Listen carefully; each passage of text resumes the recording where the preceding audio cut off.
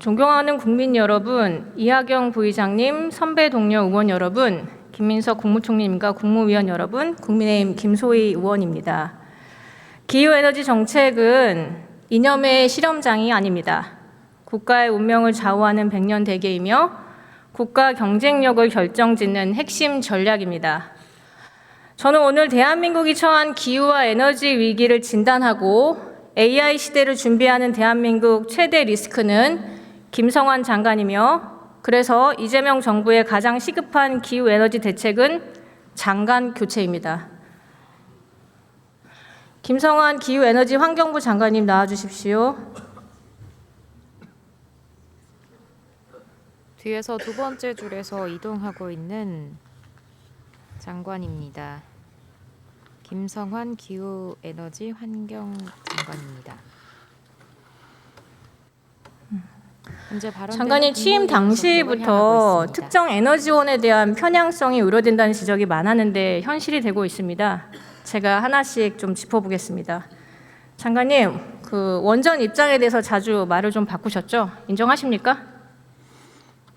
문재인 정부 때 짧게 답해 주시면 됩니다. 문재인 정부 때 상황하고 현재 상황이 달라졌고 과거의 것을 바로 연결하는 건 적절치 않다고 생각합니다. 제가 PPT로 좀 설명을 드리고 여기 의원님께서 어떻게 판단하실지 아실 것 같습니다. 의원 시절에는 명백하게 탈원전을 주장하셨고 2025년 7월 장관 인사청문회 때는 갑자기 신규 원전 건설이 불가피하다고 입장을 바꾸셨습니다. 그리고 장관 취임 이후에 말이 또 바뀌십니다. 원전을 새로 지을지에 대해서는 국민 공론을 듣고 판단하겠다. 원전에 대해서 여전히 주저하는 모습을 보이셨습니다. 인사청문회만 우선 넘기자는 생각으로 찬성했던 거 아닌가 의심을 할 수밖에 없는데, 근데 어쨌든 올해 1월 21일 여론조사 결과 국민들이 신규 원전 건설에 찬성을 대부분 해주셨습니다. 우리 국민들 현명하시죠? 그래서 11차 정기본 계획대로 건설하겠다고 1월 26일 날 등 떠밀리듯 뒤늦게 공식화했습니다. 네, 그러면 장관님 탈원전 아니고 이제는 친원전이십니까? 원전과 재생에너지를 믹스해서 가야 된다고 생각하고 있습니다. 네, 여전히 이제 뭐 원전과 재생에너지 믹스해서 재생에너지를 주력 전원으로 가면서도 원전을 적절하게 빚어주는 역할을 해야 된다고 생각합니다. 일단 장관님이 이렇게 오락가락하는 사이에 현장에서 무슨 일이 벌어졌는지 설명드리겠습니다. 한국수력원자력이 지난해 3월 원전부지 선정위원회 구성한 뒤에 매달 회의를 열다가 장관 취임 이후에 갑자기 중단했습니다. 그때 영덕, 울주, 기장 등이 유치 의사를 이미 밝혔었는데 한수원은 또다시 의향 조사를 한다며 부지 공모를 미뤘습니다. 작년 국감 때 한수원 사장 직무대행은 정부가 결정한 대로 하겠다. 다시 말해 본인들의 결정 사항은 아니다라고 답변을 했었죠. 기억하실 겁니다. 그래서 1월 26일 장관님이 신규 원전 추진을 공식화하자 1월 30일에야 신규 원전 부지 확보를 위해 공모 절차를 착수했습니다. 한수원이 장관님 눈치 보느라고 원전 부지 공모도 못하고 시간 낭비만 했네요.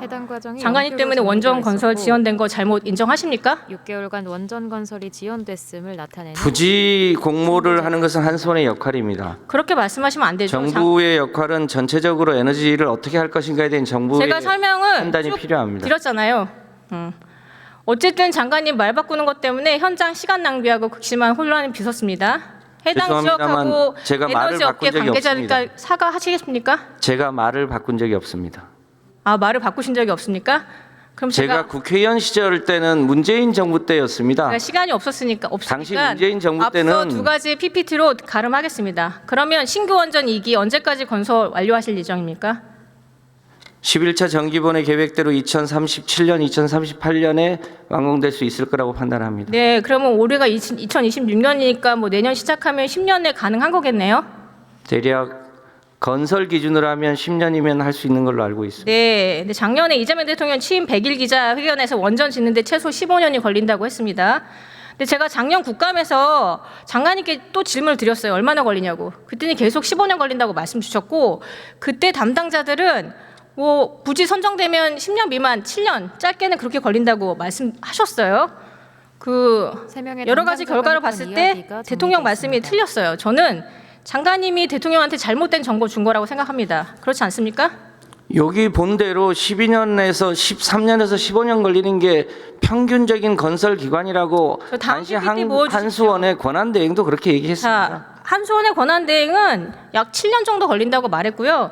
이거 산업 건설 때부터 완공 때까지는 7년에서 10년이 걸리는 게 맞고요. 계획 단계에서부터 치면 13년에서 15년 걸리는 게 맞습니다. 부지가 있으면 10년 미만으로 할 수 있습니다, 장관님. 아니 어디서부터의 시점으로 볼 것인가에 따라서 달라지는 것이기 때문에 이게 산업부에서 과거 원전 건설 기간을 보는데 원전 유치 희망 지역이 있으면 10년 안에 건설이 가능합니다. 맨 아래쪽에 보시죠. 그렇죠? 평균 그러니까 계획 단계에서부터 준공 단계로까지 보면 13년에서 15년 걸리는 게 평균이고요. 건설부터 준공까지로 보면 대략 8년에서 10년 걸리는 게 맞습니다. 그래서 그거는 계획 기간을 언제로 보느냐에 따라서 다른 것이지 그것을 그 차이로 보는 것은 적절치 않다고 판단합니다. 아마 PPT를 보신 분들은 다 이해를 하셨을 것 같고요. 어쨌든 원전 건설에 대한 노하우는 한국이 전 세계 탑입니다. 그래서 블룸버그가 작년 5월에 이런 기사를 냅니다. 한국이 승자로 떠오르고 있다. 앞으로는 원전 건설이 오래 걸린다는 이상한 정보 제공해서 대통령께서 억지 주장하는 거 그런 일 없도록 해주시길 부탁드립니다. 대통령님의 말씀이 틀렸다고 생각하지 않습니다. 12차 전력수급 기본계획 착수하셨죠? 네. 네. 언제 계획안 발표하실 예정이신가요? 지금 킥오프를 했고 12차 정기본회 위원들이 열심히 논의를 시작했습니다. 대략 한 6개월 정도 이상 걸릴 거라고 판단하고 있습니다. 올 하반기 중에는 확정할 수 있을 거라고 판단합니다. 근데 제가 좀 우려가 되는 게 지난 1월 26일 날 기자회견 하실 때 12차 정기본의 신규 원전은 검토한 바 없다. 이 같은 내용이 나옵니다. 왜 이런 내용이 나올까요? 검토 안 하시나요? 연합뉴스에서 작성되었던 기사가 12차 전기본에서 재생에너지와 원전의 믹스 비중을 어떻게 할 것인지에 대해서는 제가 현재 판단할 수 없습니다. 그것은 그 내에서 2050년까지의 전체 탄소 중립 계획, 또 2040년까지의 법적 계획, 그것에 따라서 최적의 계획을 짜서 판단해야 될 문제지 현재 예단할 수 없는 문제 아니지 않습니까? 왜 예단을 못 하십니까? 대통령께서 AI를 하루가 멀다고 말씀을 주시는데 지금 전 세계가 AI 때문에 필요한 전력이 이만큼입니다. 저 보시는 것처럼 중국은 매년 10기씩 해가지고 2035년 되면 150기가 되고요. 스웨덴은 40년 동안 원전 금지 폐기 선언하고 12년 동안 10기의 신규 원전을 추진한다는 입장입니다. 이것도 알고 계시죠? 중국은 3,600기가의 그 기간 동안에 3,600기가의 재생에너지를 하겠다고 하고 그중에 원전 비중이 일부 있습니다. 그러니까 원전 비중이 일부라고 말씀하시면 안 그런 될 요소를 거고요. 가정해서 자, 그럼 장관님, 판단하면 그러면 됩니다. 이번 12차 정기본 수립 과정에서 가장 중요하게 고려해야 될 사항은 뭡니까? 전체 에너지의 믹스이고 그것의 유연성을 어떻게 잘 전력 수요 아닐까요? AI를 그렇게 대통령께서 강조하고 계신데 전력 수요 아닐까요? 전력 에너지 수요는 믹스일까요? 기본이죠. 네, 전력 수요가 기본입니다. 그걸 감안하셔가지고 그러면 11차 정기본에 따르면 AI 때문에 연평균 얼마씩 증가하고 있습니까? 그거는 계산을 해봐야 됩니다. 이미 나와 있고요. 그건 아셔야 됩니다. 2%씩 증가하고 있고 앞으로 더 늘 예정입니다. 이재명 정부가 AI 강국 도약 총력전 아시죠? 네. 네. 대통령께서 하루가 멀다고 말씀하세요. 그러면 당연히 12차 정기본에 신규 원전 포함하겠다고 말씀하셔야 되는 게 장관님이십니다. 원전 없이 총력전 하실 수 있으십니까? 원전 없이 할 수 있다고 얘기해 본 적 없습니다. 다만 어떻게 할 것인지에 대해서는 12차 전기본의 내용적 검토를 한 후에 판단해야 될 문제이지 제가 그것을 장관님 단언해서 할 수 있는 이런 내용은 식으로 아니라고 판단합니다. 정확하게 입장을 계속 정리하지 않으시고 앞에 말씀드렸던 것처럼 계속 말 바꾸기 하는 것 같아서 이유가 뭔지 좀 살펴봤더니 11차 정기위원회 전기위원회랑 좀 다르게 12차 때는 환경단체가 많이 포함됐습니다. 보시는 것처럼 6명 포함이 됐는데요. 자, 이 6명의 면면을 좀 보니까 정말 우려가 됩니다. 보시죠. 6개, 5개 단체 중에 총 6명이 참여했는데 과거 발언들을 보면 죄다 탈원전주의자들입니다. 혹시 이분들 예전에 장관님 탈원전 활동하실 때 같이 활동하셨던 분들 아닙니까? 6명이 추가되어 있는 그래프가 비교되어 있었습니다. 어쩌다가 이렇게 탈원전 단체들만 정기위원회에 다 들어가 있습니까? 전체 인원과 이 정기위원회는 각 위원회별로 충분히 전문가들을 엄선해서 임명한 걸로 알고 있습니다. 제 생각에는 그래도 환경단체는 균형된 에너지원의 균형된 시각을 가진 단체가 골고루 들어가는 게 맞다고 생각합니다. 환경단체라기보다는 에너지 분야에 여러 전문가들이 참여하고 있는 걸로 알고 있습니다. 일단 편향된 환경단체니까 균형 있게 교체해 주는 거 고려해 주시겠습니까? 편향됐다고 생각하지 않습니다. 네, 그거는 보시는 분들이 판단하실 거고요. 일단 두 번째 또 리스크가 있습니다. 이 위원회에 들어갔던 기관 중에 기후솔루션이라는 단체가 있습니다. 작년에 3월 국토부 상대로 용인 반도체 클러스터 계획 승인 처분 취소 소송을 한 단체인데 올해 1월에 1심에서 원소 패소 판결로 마무리가 됐습니다. 제 눈에는 국가 사업에 재뿌리는 환경단체로 보이는데 어쨌든 작년에 이런 소송을 한 단체를 가지고 또 장관님 또 방송에 나가셔가지고 반도체 어디다 이전한다 이런 말씀을 하셨습니다. 어쨌든 지금은 이것 때문에 산업계랑 청와대까지 난리가 났었죠. 인정하시죠? 제가 보기에는 오얏나무 아래서 가끔 고쳐 맺지 말라는 속담도 있습니다, 장관님. 이후 두 번째로 환경단체 너무 대변인 역할을 하시는 것 같습니다. 김성환 장관. 이거는 환경단체의 문제가 아니고요. 정리되어 있었습니다. 잘 아시겠습니다만 용인에 15기가의 막대한 전력이 필요한데 마침 그 무렵에 대규모의 송전탑을 건설하는 지역에 모두 그것을 반대하는 주민들이 연합적으로 그 부분에 대한 반대 의견을 표현하고 있어서 가급적 전기가 있는 쪽으로 기업이 내려가면 좋겠다고 하는 고민을 얘기한 것이고 무슨 정책을 결정하거나 이런 게 아니지 않습니까? 원론적인 얘기를 한 것이었습니다. 네, 일단 편향돼 보이고요. 다음번에 더 전기가 있는 곳으로 기업이 내려갈 수 있는 환경을 조성하는 네, 그럼 것을 재생에너지뿐만 아니라 그거를 원전도 왜 같이 고려해 편향이라고 주십시오. 말씀하십니까?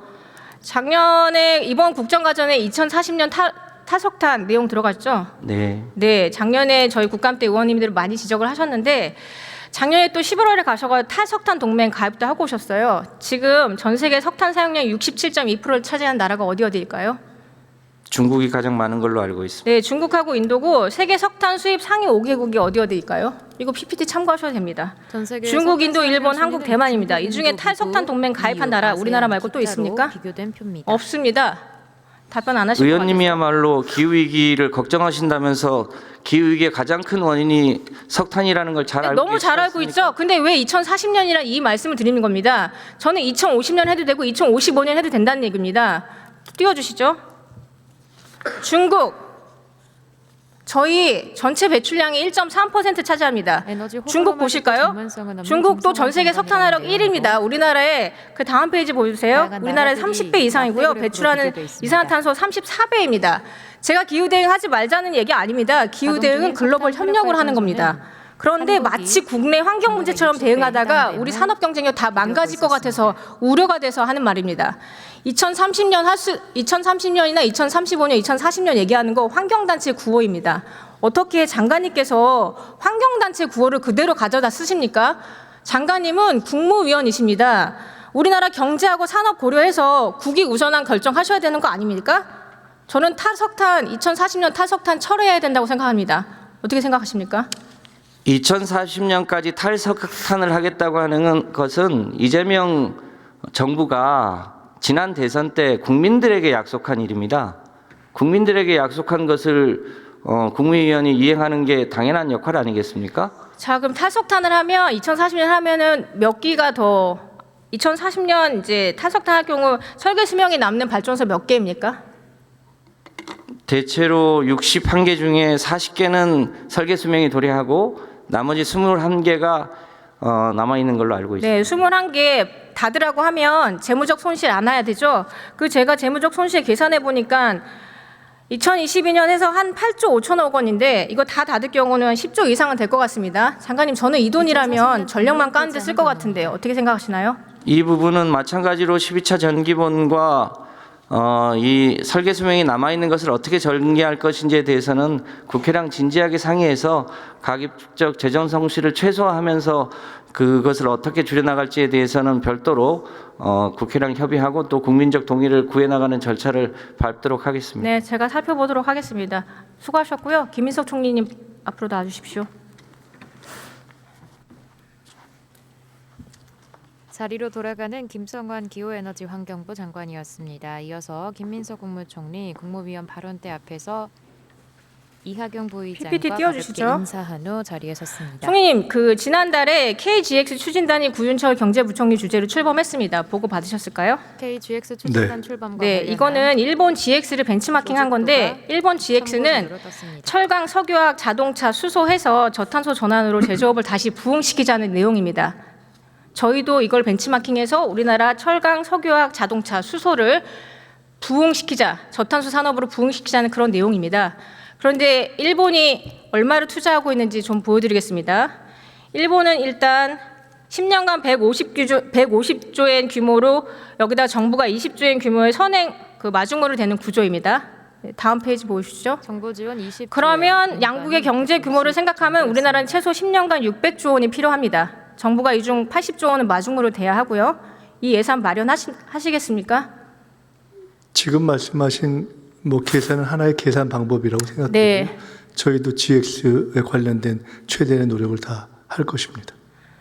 총리님, 기후 대응 의지는 목표가 아닙니다. 예산으로 보여지는 겁니다. 그래서 이재명 정부가 기후 대응 의지를 예산으로 꼭 보여주셨으면 좋겠고 KGX 예산 얼마로 짜는지 총리님의 의지에 달렸다고 생각합니다. 부탁드리겠습니다. 네, 감사합니다. 그렇게 감사합니다. 들어가셔도 됩니다.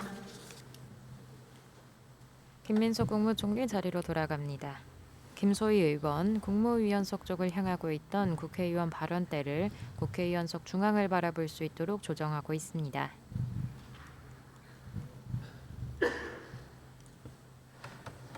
네, 보셨던 것처럼 김성환 장관은 기후에너지 정책의 수장으로 자격이 없습니다. 오락가락 말바꾸기로 에너지 정책의 혼란만 초래했고 재생에너지만 중시하느라 반도체 산업을 흔들었습니다.